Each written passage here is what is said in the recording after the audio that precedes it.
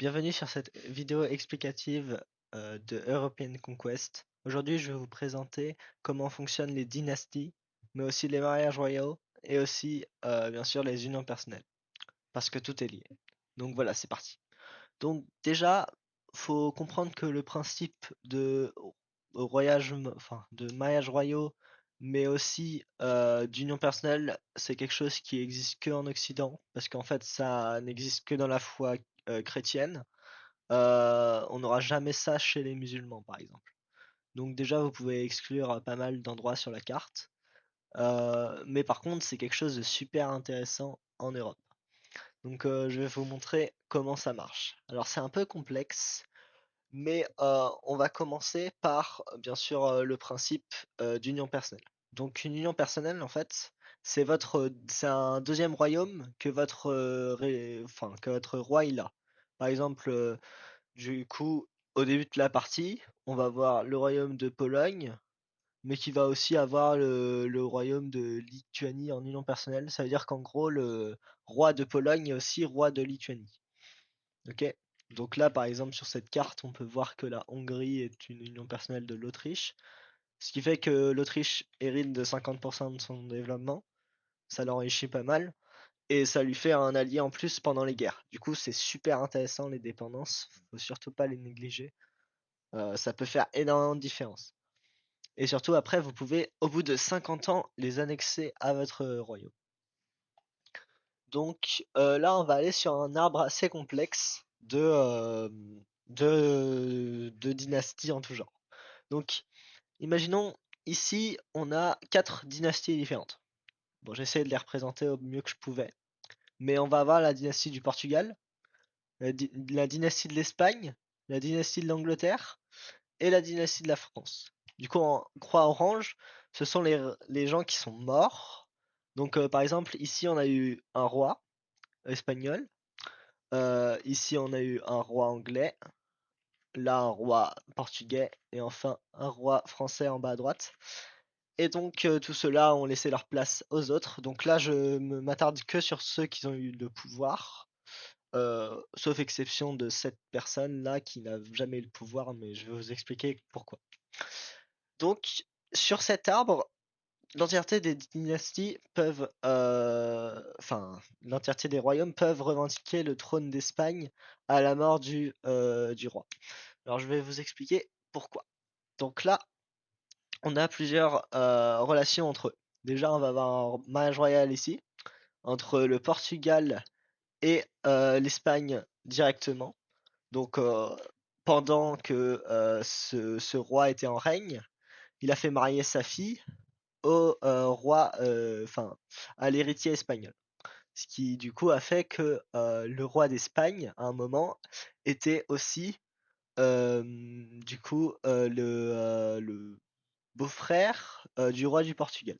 Ça arrive très souvent dans l'histoire, voilà. Donc ce roi est mort, et ce qui a fait que vu que le Portugal n'accepte pas les régentes femmes, les reines femmes, quoi, et ben le pouvoir est directement passé ici, et elle a fini par mourir. Voilà. Donc le roi du Portugal est là. Ensuite, donc on a une relation entre l'Angleterre et l'Espagne. L'Espagne, l'ancien roi d'Espagne a fait un enfant avec quelqu'un d'autre ici, ce qui a donné ici l'ancien roi d'Angleterre. Mais étant donné que c'était pas l'héritier direct, parce que l'aîné est ici, le roi d'Espagne n'était pas aussi le roi d'Angleterre, eux deux étant frères. Ok. Donc voilà, et aussi la dernière relation qu'il y a, c'est l'Espagne et la France. Donc le roi d'Espagne ici a décidé de faire marier sa fille au roi de France. Et du coup, ce qui a donné ici un héritier commun entre les deux royaumes. Sauf que ici, ce n'est pas un héritier direct. Et ben maintenant, on va s'intéresser au cas de si le roi d'Espagne meurt. Donc là, le roi d'Espagne caput, il n'y a plus de succession. C'est-à-dire que ici, il n'y en a pas eu. Donc voilà, il est mort avant d'avoir eu un gosse. Ici également. Et donc, la seule personne qui a un enfant, du coup l'héritier le plus légitime, C'est par ici. C'est directement au roi de France. Donc du coup, le roi de France est légitime et le plus légitime à la couronne d'Espagne. Sauf que des fois, enfin même la majorité du temps, l'Espagne ne va pas vouloir se laisser soumettre par le roi de France, ce qui fait que l'Espagne va aller chercher un héritier plus haut dans l'arbre, quitte à du coup abandonner toutes les autres branches ici, pour essayer de garder à un maximum son indépendance. Donc voilà. Ici, sinon, il y a le Portugal qui peut revendiquer le royaume, car ici on a eu un mariage royal, et donc bah directement on arrive là en deuxième position. Après, on a le roi d'Angleterre qui peut aussi revendiquer le trône espagnol, parce que ici on a encore un héritier commun, ce qui fait que tous ces autres royaumes ont le droit de faire une guerre de succession enfin entre eux pour récupérer le royaume d'Espagne. L'Espagne va du coup prendre sûrement un camp à part. Alors on va aller retourner sur carte. Donc bien sûr c'est un exemple, hein. Ne croyez pas qu'il va se passer exactement cela. Mais peut-être que l'Espagne tombera en union personnelle, on ne sait pas. Et du coup là sur carte on va avoir donc le Portugal qui va revendiquer le trône, mais également l'Angleterre, mais également la France et l'Espagne qui va rester en camp à part. Voilà. On va peut-être aussi avoir des camps annexes, comme imaginons que les Provinces-Unies cherchent à récupérer du territoire en Amérique, ils ont le droit de rejoindre la guerre de leur côté pour aller voler des colonies. On peut aussi avoir certains républicains qui vont vouloir chercher à créer une république en Espagne. Donc par exemple une alliance de républiques d'Italie du Nord, complètement au pif, hein, c'est pas exactement ça les républiques, mais voilà, qui vont aller chercher eux à instaurer la république. Donc voilà, donc c'est une immense guerre entre tout le monde. Vous avez le droit de vous allier entre camps pour bien sûr aller chercher le royaume à récupérer. Donc voilà, là on a un schéma assez classique de dynastie, bien sûr. Ça arrive très souvent qu'elles s'entremêlent. Donc là on a quelque chose d'assez normal. L'Espagne, l'Angleterre ne pourraient pas revendiquer. Mais par contre, le Portugal et la France ont beaucoup de liens dynastiques avec l'Espagne dans la réalité. Et aussi l'Autriche. Donc là on pourrait avoir une composition où on aurait une revendication de trône.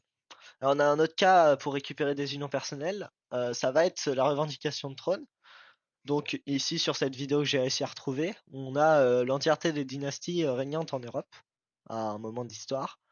Et du coup, on peut retrouver les Français avec les Valois, qui ont une dynastie très proche du Portugal pour information, hein. Le Portugal a une dynastie qui vient directement des Capétiens.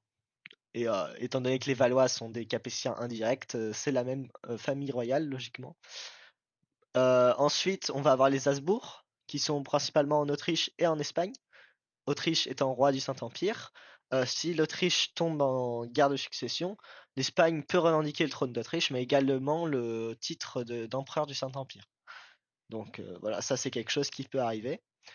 Voilà, voilà. Qu'est-ce qu'il y a à dire d'autre? Bah, du coup, la Pologne et la Lituanie qui sont sous la même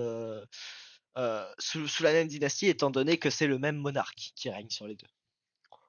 Donc voilà, ça c'est quelque chose en 1541, à ce que vous pouvez voir, mais ça change, et bien sûr, ce n'est pas exactement une science exacte pour mon jeu, parce que euh, il peut y avoir des changements à cause des actions des joueurs.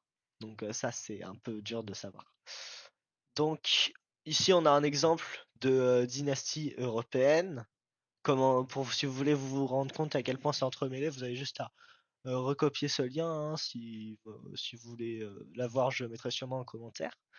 Et du coup, vous avez toutes les dynasties depuis Charlemagne, donc de l'an 800 à jusqu'à nos jours en fait, en Europe de l'Ouest. Donc là, on peut s'apercevoir de pas mal de trucs. Il y a des trucs qui sont assez sympas. Alors, je sais pas si vous voyez mon curseur qui est plus à droite, mais par exemple, là, on a un exemple de situation. Ferdinand Ier d'Aragon qui épouse Isabelle Ier de Castille. Étant donné que ce sont deux chefs du pays, et ben ils vont ils vont faire un enfant qui sera maintenant roi d'Espagne parce que il va réunir le royaume de Castille, mais aussi le royaume d'Aragon.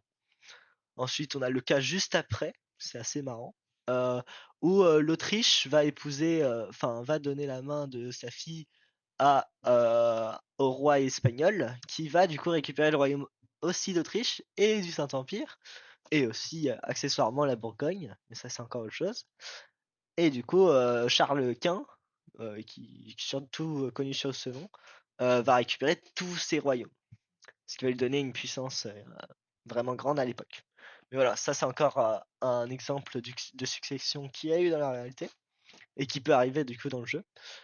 Vous avez tout ça, là, le royaume d'Écosse et d'Angleterre qui s'est uni par exemple avec un mariage royal ici.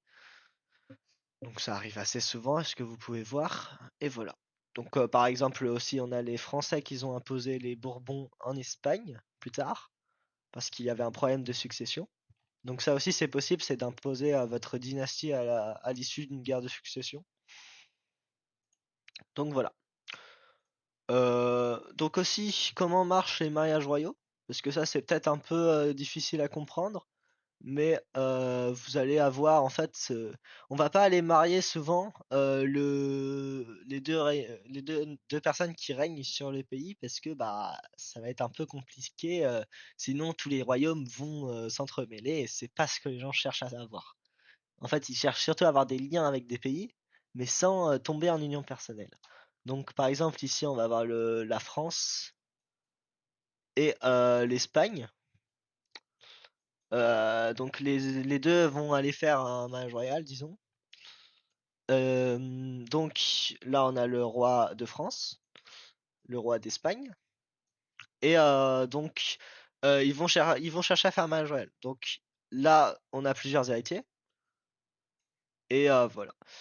Donc trois héritiers espagnols et disons deux héritiers français. Donc ici, on a un homme, bien sûr. Ici, encore un homme. Ici, un homme. Ici, un homme. Et ici, on va avoir une femme. Donc, on va faire un rond. Disons que le roi français meurt et le roi espagnol meurt. Ici, on a une maladie qui tue celui-là. Ici, celui-là meurt pendant une bataille. Celui-là meurt d'une maladie. Et on arrive à ça. Sauf que eux ont fait un mariage royal. Parce qu'ils sont souvent, c'est les derniers dans l'ordre de succession qui font les mariages royaux. Et bah, par leur lien, vont avoir un enfant qui sera donc roi de France et aussi d'Espagne. Donc voilà, une union personnelle. Ça dépend du sens. C'est peut-être dans ce sens-là, mais ça peut être dans celui-là. Souvent, c'est le royaume le plus puissant qui l'emporte sur l'autre. Ou alors le royaume d'origine du roi. Mais bon, là, en l'occurrence, n'a pas vraiment de royaume d'origine. Du coup, ce sera plutôt celui-là du père en général. Mais voilà. Donc ça, c'est comment fonctionnent les mariages royaux. Donc là, vous avez pu comprendre tout cet aspect dynastique dans ce jeu, qui est assez complexe à ce que vous avez pu voir, je pense. Mais c'est assez primordial parce que ça peut changer des parties totalement. Et les guerres de succession sont assez courantes, donc tenez-vous prêts à en avoir. Voilà. Et bah, essayez de survivre à ça surtout, hein. L'Autriche est un pays qui est basé sur les unions personnelles, mais aussi vous pouvez avoir une Espagne avec énormément d'unions personnelles parce que c'est une dynastie qui est beaucoup liée hein, avec les Portugais, les Français, parfois les Anglais, mais ils ont moins de revendications, disons. Et l'Autriche, Saint-Empire, voilà. Donc ça, c'est quelque chose qui peut arriver. Voilà. Bon, j'espère que vous avez bien aimé cette petite vidéo d'explication et que vous avez pu apprendre quelque chose. Donc on se retrouve dans la prochaine vidéo. Je sais pas encore exactement le sujet, peut-être sur comment se déroule une guerre. Et voilà. Et bah à la prochaine. Ciao.